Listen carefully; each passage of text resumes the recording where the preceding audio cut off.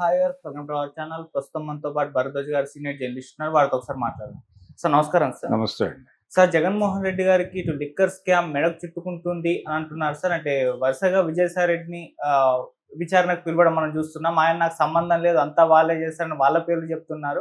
So ఏదేమైనా విజయసాయి రెడ్డి గారిని అడ్డం పెట్టుకొని జగన్మోహన్ రెడ్డి గారు ఇరికించే ప్రయత్నం చేస్తున్నారని చెప్పేసి వైసీపీ వాళ్ళు ఆరోపిస్తున్నారు. మరి ఇది ఎక్కడి వరకు వెళ్ళొచ్చు, మీరేం చెప్తారు సార్ దీనికి సంబంధించి? అంటే విజయసాయి రెడ్డి గారు విచారణకు హాజరైన తర్వాత మీడియా ముందు మాట్లాడారు.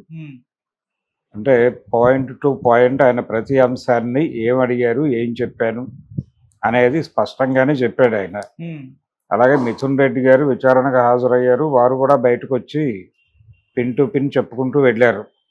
ఏం జరిగింది, వాళ్ళు ఏమడిగారు, తాను ఏం చెప్పాను అనేది ఆయన కూడా వివరించుకున్నాడు. అయితే ఈ వివరణలలో ఎక్కడా కూడా అంటే విజయసాయి రెడ్డి ఏదో హామ్ చేశాడు వైసీపీకి అన్న టోన్లో టీడీపీ శ్రేణుల్లో ఒక సెలబ్రేషన్ కనిపిస్తోంది, కానీ అది పూర్తి వాస్తవం అని అనిపించటం లేదు. ఎందుకంటే ఆయన చాలా వాటికి డినై చేశాడు. మీ ప్రమేయం ఏమిటి, అలాగే దానికి సంబంధించినటువంటి ఒక ఎపిసోడ్లో వ్యాపారం చేసుకుంటాను అన్న వాళ్ళకి నేను ఒక కంపెనీ నుంచి అప్పు ఇప్పించిన మాట వాస్తవం అన్నాడు. ఒక 100 కోట్ల రుణాన్ని వారికి అందేలా చేసిన మాట వాస్తవం అని మాత్రమే చెప్పాడు ఆయన. అదొకటే తప్ప మిగిలినవన్నీ దాదాపుగా నాకేం ప్రమేయం లేదు అన్నట్టుగానే చెప్పుకుంటూ వెళ్ళాడు. అలాగే దాని నుంచి వీళ్ళు ప్రధానంగా సెలబ్రేట్ చేసుకోవడానికి కారణం ఏంటంటే ఒక కోటరీ ఏర్పడింది ఆయన చుట్టూ. అధికారంలోకి వచ్చే వరకు విజయసాయి రెడ్డి ఏ పొజిషన్లో ఉన్నాడో ఆ తర్వాత ఆ పొజిషన్లో విజయసాయి రెడ్డి లేడు అని ఆయనే చెప్పుకున్నాడు స్వయంగా. అధికారం వచ్చిన తర్వాత నెమ్మదిగా అక్కడ కొత్త వర్గాలు ఏర్పడిన తర్వాత ఆ కొత్త వర్గాలు నన్ను కూడా ఆ ఏరియాకి రానివ్వలేదు. దాంతో ఈ జరిగిన ఏ వ్యవహారంలోనూ నాకు ప్రత్యక్షంగా కానీ పరోక్షంగా కానీ ఏ విధమైన ప్రమేయము లేదు అని చెబుతూ, పర్టికులర్గా ఈ లిక్కర్ వ్యవహారానికి సంబంధించి ఈ బిజినెస్లో ఈ అంటే గవర్నమెంట్ టేక్ ఓవర్ చేసిన తర్వాత, ముఖ్యంగా కరోనా తర్వాత జరిగింది. కరోనా తర్వాత టోటల్గా గవర్నమెంటే సేల్ చేసింది. ఈ ప్రైవేటు షాపులు ఇవన్నీ క్లోజ్ చేసేసి టోటల్గా గవర్నమెంట్ షాపుల్లోనే లిక్కర్ అమ్మాలి అని పెట్టి కొత్త రకమైన బ్రాండ్లు వచ్చినాయి. ఆ సందర్భంగా ఈ కొత్త లిక్కర్ సరఫరా చేసేటువంటి కంపెనీలు ఫ్లోట్ చేయడానికి సంబంధించి తాను పెట్టుబడికి రుణాన్ని ఏర్పాటు చేసినట్టుగా ఆయన చెప్పాడు. దీన్ని పట్టుకొని కొంత అంటే ఆయన దాని ఎవిడెన్స్ ద్వారా ఎస్టాబ్లిష్ అయ్యేది ఏమిటి, వైఎస్ఆర్సీపీకి చెందిన కొంతమందికి వ్యాపారం చేసుకోవటానికి ఆయన ఒక వనరు చూపించాడు అన్నంత వరకే ప్రూవ్ చేయగలరు. అసలు యాక్చువల్గా లిక్కర్ స్కామ్ అనేది గవర్నమెంట్ పాలసీ నుంచి జరిగి ఉండాలి కదా.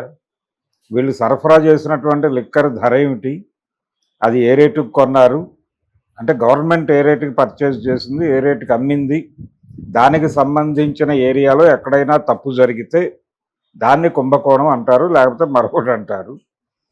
అలాగే గతంలో జరిగినటువంటి డీల్స్కి భిన్నంగా ఏమైనా జరిగిందా, అంటే నేరుగా ప్రభుత్వం ప్రొక్యూర్ చేసి ప్రభుత్వమే అమ్మకం కూడా నిర్వహించినటువంటి ఒక సందర్భం అది. దాని నుంచి ఇప్పుడు లిక్కర్ పాలసీ మార్చి షాప్స్ ఇచ్చారు. గతంలో ఉన్నటువంటి షాప్స్ కొత్త హంగులతో తయారైనవి. గతంలో రేషన్ షాపుల్లా ఉండేవి ఏది జగన్మోహన్ రెడ్డి గారి రాజ్యంలో. పర్టికులర్గా కరోనా తర్వాత దాదాపుగా రేషన్ షాపులు లాంటి దుకాణాల్లో లిక్కర్ అమ్మేవాడు. అది ఆహ్లాదంగా అనిపించేది కాదు కొనుక్కునే వాళ్ళకు కూడా. ఇప్పుడు ఆహ్లాదకరమైన వాతావరణంలో షాపులు డిజైనింగ్ మారింది. అది కనిపిస్తుంది, విజువల్గానే ఉంది ఎక్కడికి వెళ్ళినా. అలాంటిది ఈ పాలసీకి, అంటే చంద్రబాబు నాయుడు గారి రోజుల్లో ఉన్న పాలసీకి జగన్మోహన్ రెడ్డి అధికారంలోకి వచ్చిన తర్వాత పాలసీకి తేడా ఉన్నమాట వాస్తవం.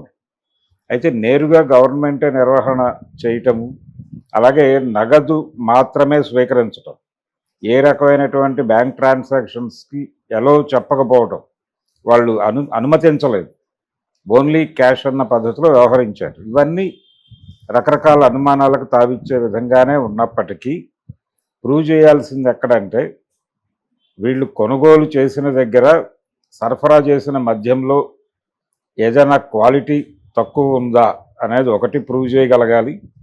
తర్వాత ఈ ధరలకు సంబంధించి ఇతర ప్రాంతాలకు సరఫరా అవుతున్న ధరలకి ఆ టైంలో అక్కడ సరఫరా అయినటువంటి మద్యం ధరలకి మధ్య వ్యత్యాసం ఏమైనా ఉందా, ఆ తర్వాత వీళ్ళ అమ్మకాల రేట్లు పెంచి అమ్మారు అనేది ఒకటి ఆరోపణ ఉంది.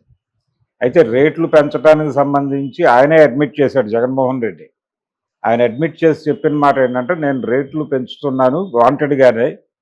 ఈ రేట్లు ఎందుకు పెంచుతున్నాను అంటే, ఈ రేటు పెరగటం వలన చాలామంది తాగుడు మానేస్తారు అనేటువంటి నమ్మకంతో చేస్తున్నాను అన్నాడు. అది ప్రాపర్ రీజనా కాదా అనేది ఒక చర్చనీయాంశమే. ధర పెంచినంత మాత్రాన వ్యసనం ఉన్నవాడు అది మానుకుంటాడు అనుకోవడం తప్పు. ఆ టైంలో ప్రధానమైన విమర్శ ఏమొచ్చిందంటే జగన్మోహన్ రెడ్డి మీద, ఈ సంక్షేమ పథకాల తాలూకా డబ్బులు ముడుతున్నటువంటి వాళ్ళందరూ ఆ డబ్బులు టోటల్గా తీసుకొచ్చి లిక్కర్ షాపుల దగ్గర పెట్టి లిక్కర్ కొనుగోలు చేసుకుని వెళ్ళేవారు. అలా ఇచ్చిన డబ్బులు వెనక్కి తీసుకోవడానికే ఈ మద్యం ధరలు పెంచాడు ఈయన అనేది ప్రధానమైన ఆరోపణ. దానిలో నిజానిజాలు ఎంత అనేది ఒకటి చూడాలి. ప్రభుత్వానికి ఆదాయ వనరుగా మారింది, అది నేరుగా ప్రభుత్వానికి ఆదాయ వనరుగా మారిందా, లేకపోతే ఈ మళ్లింపులో ఎక్కడైనా నిధులు దారి మళ్ళాయా? ఈ అంటే ఈ గవర్నమెంట్ డిపోలు, ఈ డిపోల నిర్వహణ కూడా వారు కొంతమంది కేటాయింపులు జరిపారు. ఆ కేటాయింపుల్లో ఏవైనా అవకతవకలు జరిగాయి, దీని మీద ప్రధానంగా జరగాలి. కానీ వీళ్ళు పార్టీ వైపు నుంచి అందులో పాల్గొన్నటువంటి వ్యక్తులని విచారణ జరపడం అనే వ్యవహారం ఒక్కటే నడుస్తోంది ఇప్పుడు. ఈ టైంలో ఏది క్లారిటీ రాదు. ఇది అయిపోయిన తర్వాత నెక్స్ట్ వాళ్ళు లెక్కల్లోకి వెళ్తారు, బుక్స్లోకి పెడతారు. బుక్స్లోకి వెళ్ళిన తర్వాత మాత్రమే అసలు వాస్తవాలు ఏంటనేది బయటకు వస్తాయి. ఇప్పుడు వీళ్ళ స్టేట్మెంట్లు రికార్డ్ చేసుకుంటున్నారు. వాళ్ళ దగ్గర ఉన్న సమాచారం ఆధారంగా వీళ్ళని క్వశ్చన్ చేసి వీళ్ళ దగ్గర నుంచి సమాచారం రాబట్టి కేవలం స్టేట్మెంట్లు రికార్డ్ చేసుకోవడం మాత్రమే జరుగుతోంది. ఈ స్టేట్మెంట్లు రికార్డ్ చేసుకోవటం దశలో అందరూ వారు అడిగారు, మేము డినై చేశాము, ఇదే చెప్తారు. అలాగే విజయసాయి రెడ్డి ప్రకటన నుంచి లిక్కర్ స్కామ్ ఏదో జగన్ మేరకు చుట్టుకుంటుంది అని సంబరాలు పడాల్సినటువంటి అవసరం కూడా లేదు. ఎందుకంటే అంత పెద్ద కీలక విషయాలు ఏమీ ఆయన ఎస్టాబ్లిష్ చేయలేదు అక్కడ. కాకపోతే పార్టీలో తన ప్రాధాన్యత తగ్గింది అనేది మాత్రం చెప్పాడు. తద్వారా ఏంటంటే వేరే వాళ్ళు ఎవరో ఇన్వాల్వ్ అయ్యారు, వాళ్ళు దీనికోసమే ఇన్వాల్వ్ అయ్యారు, ఈ రకమైనటువంటి లబ్ధి చేకూర్చడం కోసమే. అంటే అధికారాన్ని అడ్డం పెట్టుకుని డబ్బులు సంపాదించుకోవటానికే కొంతమంది చేరారు అక్కడ అనేది ఎస్టాబ్లిష్ చేయడానికి మాత్రమే విజయసాయిరెడ్డి ప్రకటన ఉపయోగపడుతుంది. అంతకు మించి వేరే ప్రయోజనం ఏం లేదు. అది కేసుకి దానికి సంబంధం లేదు, కేసుకి దానికి ఏ విధమైన సంబంధం లేదు. విజయసాయిరెడ్డి ప్రకటన నుంచి జగన్మోహన్ రెడ్డి మెడకు చుట్టుకోబోయేది ఏమీ లేదు. రేపు నెంబర్లలో ప్రూవ్ అయితే అది అప్పుడు స్కామ్ జరిగినట్టుగా నిర్ధారణ అవుతుంది. సరఫరా అయిన ధరకి అమ్మిన ధరకి మధ్య వ్యత్యాసం, ఆ డబ్బులు నిజంగానే జగన్మోహన్ రెడ్డి చెప్పినట్టు గవర్నమెంట్కి చేరినవా లేదా, అందులో ఏవైనా దారి మళ్ళాయా, అలాగే ఈ డిపోలు హోల్డ్ చేయడానికి ఇచ్చినటువంటి వాళ్ళ నుంచి వీళ్ళు తీసుకున్నటువంటి చెల్లింపులు, అక్కడ ఏవైనా ఇతరేతర ప్రయోజనాలు వీళ్ళు పొందారా, ఆ డిపోలు అంటే జనరల్గా జరిగేది అదే. ప్రభుత్వం ఎవరికైనా ఒక యాక్టివిటీ కేటాయింపు జరిపినప్పుడు వారు వీరికి ఎక్కడో ఫేవర్ చేస్తారు. అలాంటివి ఏవైనా ట్రేస్ అవుతాయా? ఈ 3 ఏరియాల్లో ఎక్కడైనా స్కామ్ జరిగినట్టుగా, అంటే చెప్తున్న దానికి జరిగిన దానికి పొంతన లేదు అనేది లెక్కల్లో అర్థమవుతాయి. అప్పుడు మాత్రమే స్కామ్ జరిగినట్టు నిర్ధారణ అవుతుంది. అప్పుడు కూడా నేరుగా ప్రభుత్వం మీద ఆరోపణ వస్తుంది. ఆ ఆరోపణ మీద దర్యాప్తు చేస్తారు. ఆ సంబంధిత అప్పటి ఆబ్కారీ వ్యవహారాలు చూస్తున్నటువంటి మంత్రి స్థాయిలోనే ఈ వ్యవహారం అంతా ఉంటుంది.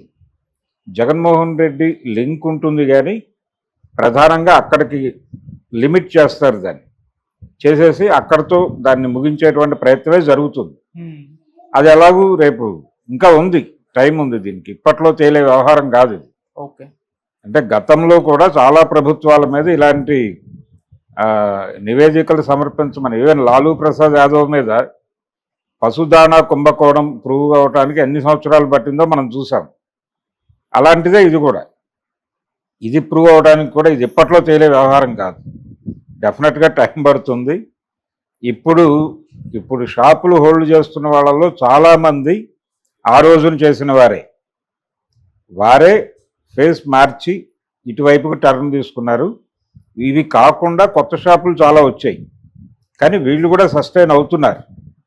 పాత షాపుల వాళ్ళు మెజారిటీ, అంటే దాదాపు 60% మంది ఉన్నారు, ఫీల్డ్లోనే ఉన్నారు. అవే షాప్స్ రన్ అవుతున్నాయి. కాకపోతే షేప్ మారింది. పాత రూపాలకి కొత్త రూపాలకి తేడాలు కనిపిస్తున్నాయి తప్ప షాపులు అవే. ఓకే. అందుకని లిక్కర్ స్కామ్ ఏదో జగన్ మేడకి చుట్టుకుంటుంది విజయసాయి రెడ్డి ద్వారా, మిథున్ రెడ్డి ద్వారా అనేది తెలుగుదేశం పార్టీ ఒక పథకం ప్రకారం ఈ ఏరియాలో కుంభకోణం జరిగింది అనేది ఆల్రెడీ వాళ్ళ పాత ఆరోపణ. ఈరోజు కొత్త ఆరోపణ కాదు అది.